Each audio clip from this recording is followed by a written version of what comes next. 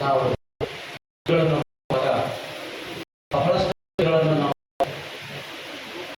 ಜನರನ್ನು ಎಚ್ಚರಿ ವಹಿಸಿ ಜನಪ್ರತಿನಿಧಿಗಳಿಗೆ ಚುರುಕು ಮುಟ್ಟಿಸಿ ಮತ್ತು ಅವರು ಕೆಲಸ ಅವರನ್ನು ದಾರಿಯಲ್ಲಿ ಅವರು ಎಚ್ಚರಿಕೆ ಅವರು ಕೊಡ್ತಕ್ಕಂಥ ಕೆಲಸ ನಾವು ಮಾಡ್ತೇವೆ.